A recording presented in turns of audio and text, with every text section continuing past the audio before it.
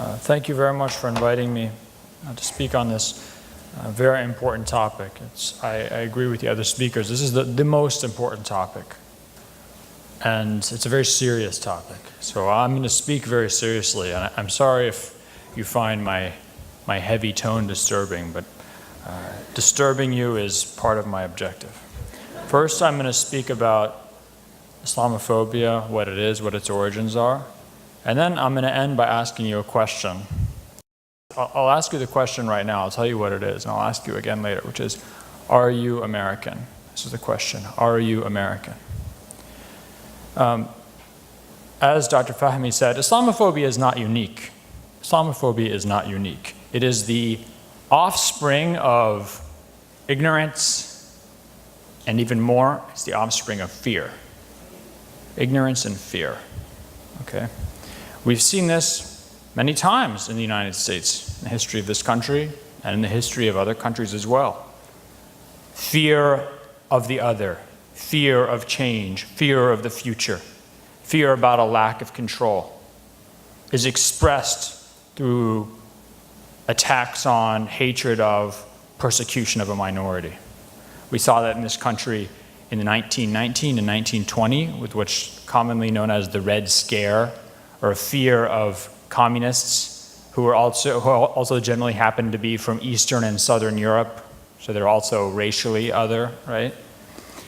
We all know about the McCarthy hearings and the McCarthy era, the intense scrutiny and suspicion of anybody who was affiliated with or accused of affiliation with communism in the 1950s. Anti-Semitism in this country, and in Central and in fact all parts of Europe in the late 19th century and the early 20th century. If you look at anti-Semitism, the different themes, the way Jews were portrayed in cartoons, it's exactly the way that Muslims are portrayed and talked about today. I mean, anti-Semitism and Islamophobia can be calked right on top of one another, in fact. This is very interesting. Well, what generally does a community do in this country if it's facing this kind of persecution, if it's facing this kind of hatred? Well, usually you'd say, well, we have our constitutional rights that protect our freedom of religion, our freedom of speech, and we use education to improve our lot by teaching other people about Islam, by teaching other people that the majority society that Muslims and Islam aren't dangerous. Eventually, we will improve our condition. Unfortunately, we find ourselves, and when I mean we here, I don't just mean Muslims, I mean Americans. We find ourselves at a very dangerous crossroads. Education, and believe me, I value education. I'm a professor. I spend all my time trying to educate people one way or the other. I don't know if I'm successful, but I do devote my life to that. Education is very important, but it won't work alone now. And I'll give you an example. This is an embarrassing example, but I just want you to understand how pervasive, how deeply rooted suspicion and fear of Muslims is in the United States. I was on the airplane the other day, I think I was coming from, I can't remember where. I was on the airplane, the plane was boarding, and this man got on with a big beard and a kufi and a robe, and I felt fear. Now, I'm Muslim. I mean, I was literally, I felt like I was about to dissolve in sort of self-negation or spontaneously combust or something. I'm Muslim. I know lots of people, my friends look like this, and I'm feeling fear. Oh, he's going to blow up the airplane. I mean, if I'm Muslim, how, and yet I'm still suffering from this suspicion. I mean, how can you possibly educate this out of me? I don't see this as something that alone can solve the problem. Because of the power of the media, because of films, of TV, of these stereotypes that are pushed on us over and over and over again. Muslims are dangerous. Muslims are terrorists, right? This is absolutely, Dr. Fahmy gave you some statistics, but I was just doing my own calculations, okay? 0.0007 That's 0.0007% of American Muslims have been accused of, tried for, imprisoned for something even marginally related to terrorism. 0.0007%, okay? In 2010, 0.7% of the US population was incarcerated for some reason or the other. That means you're 1,000 times more likely to be in prison just because you're an American adult than if you're a Muslim. And yet these stereotypes still govern our thinking about Muslims. The other serious challenge we face, and the thing that makes this crossroad we're at as a country very dangerous, is that Islamophobia is not really about Muslims. Just like McCarthyism wasn't really about communism, right? It's about what it means to be an American. This country was founded on the idea that the individual should not tremble in fear before the state. That a person should be able to speak with whom he wants or she wants, believe what they want, move where they want, associate with whom they want. That they should not be afraid of some powerful state above them that will restrict their actions, that will restrict their beliefs and their expressions. This was the vision of people like Thomas Jefferson, people like Alexander Hamilton, of Enlightenment thinkers in Europe in general. And they understood that in order to produce this vision and protect it, they had to guarantee those rights in a constitution. They had to guarantee the freedom of religion. They had to guarantee the freedom of speech. They had to guarantee the freedom of association. They had to guarantee your right against unreasonable search and seizure by the government. They had to guarantee your right to a due process, to some kind of trial, to have your day in court, to be judged by a jury of your peers. They had to guarantee this. Against this, you have the nature and power of a state. And mark my words, this isn't just in this country, this is in every country, this is throughout history. The nature of a state, of a controlling institution, is that it will increase its control. It will expand its power until it is stopped. This is precisely what people like Thomas Jefferson, James Madison understood. And this is why they built certain inalienable rights, permanent rights, into the Constitution they created for this country. The tool that states use to expand their control is fear. Fear is used by the power elite, by the establishment, to encroach on the rights of individuals, to convince a society, to convince the subjects of that state to give up their own rights. We need to take these rights away from you because we need to keep you safe.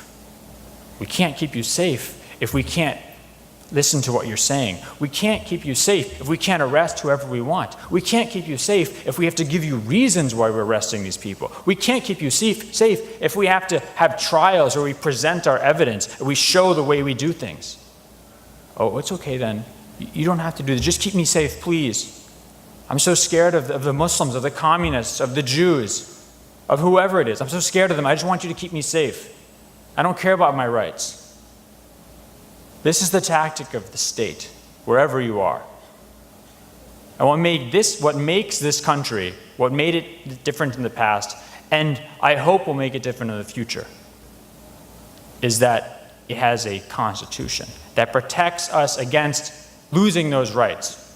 Now,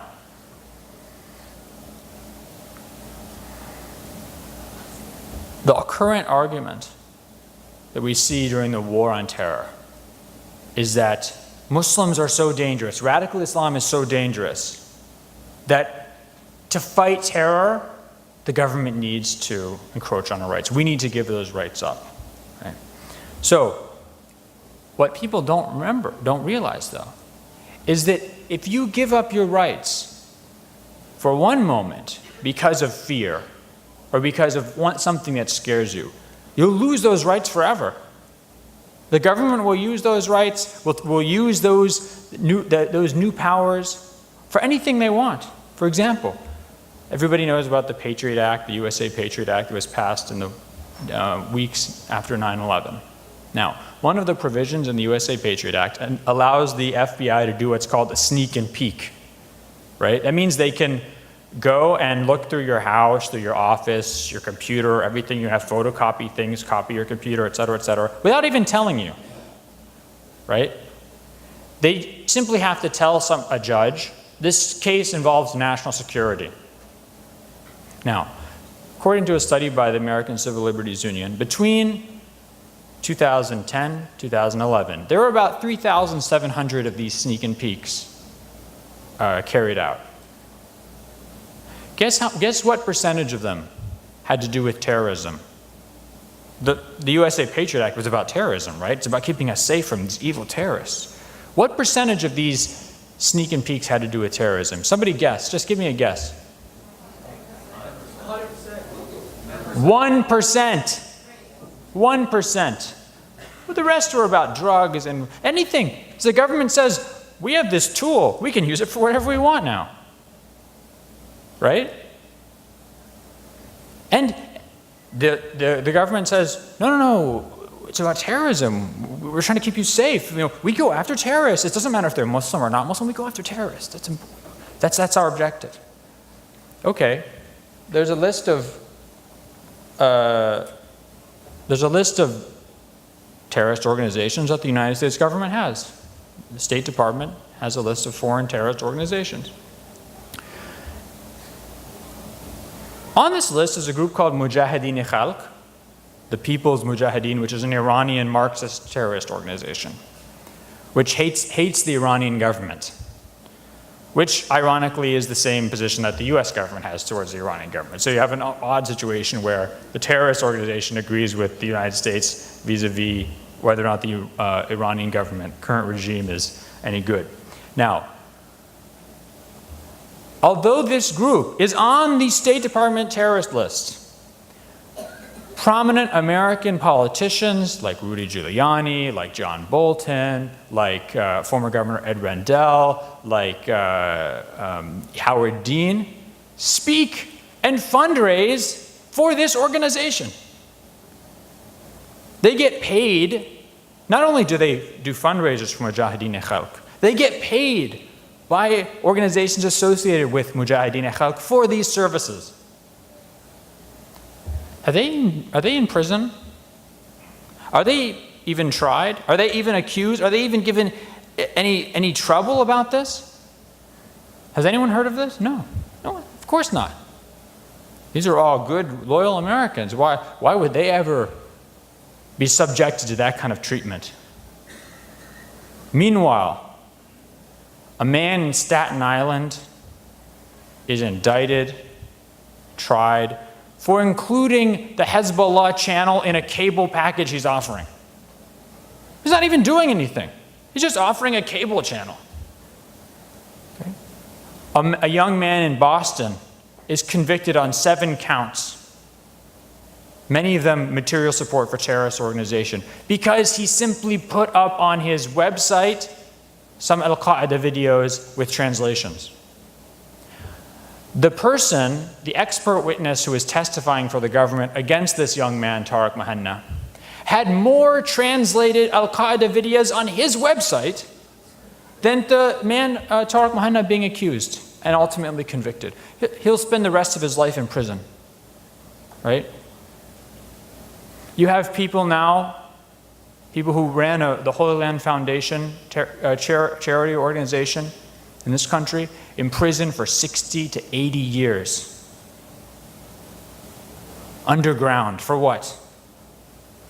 Feeding orphans. Even the US government says, you didn't give a single dime to violent ends. You didn't give a single dime to hurt anybody. You gave money to the same zakat committees that the US government gives money to, that the UN gives money to, but because you knew these were Hamas linked, you're aiding a terrorist organization. You lose your life, your family is destroyed. Meanwhile, politicians in this country are supporting fundraising for a terrorist organization, according to this US government, an organization that's a terrorist group? Is that a government that's really applying this idea of fighting terror evenly? Or are they persecuting certain people for their political opinions, certain groups for their religious identifications, certain people because they come from a certain part of the world and dress one way or believe something? Is that American? So I come to the question, are you American? I ask myself this question. I'm asking myself the same question. Are you American? Do you really care about freedom? Do you really care about rights? Do you really value what Thomas Jefferson wrote, what James Madison wrote? Would you fight for the same things they fought for, that they were willing to be hung by the British for, that they started a revolution for? Or are you just passing through? Are you just here in America because the jobs here are good, right? You make good money, you can get an education, you get a job. You don't want any trouble, right? It's okay. I don't want anyone to bother me. I don't want to cause any problems. I don't want to be a victim. Someone else's father gets put in jail. Someone else's son gets put in jail. Someone else's father gets shot by the police in cold blood. But as long as it's not me, I'm okay. I don't want trouble. Because this country was founded by people who didn't mind making trouble. It was founded by people who believed you could speak to whom you want. You could express whatever ideas you wanted. You could move where you wanted and settle where you want. You could associate with whom you wanted. And the government did not have a right to restrict these rights.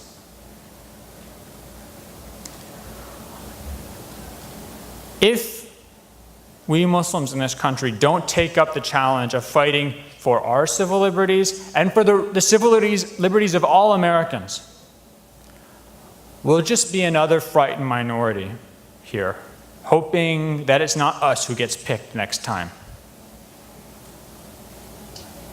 We'll be in a country that isn't special anymore, that isn't free anymore for anybody. What will that gain us?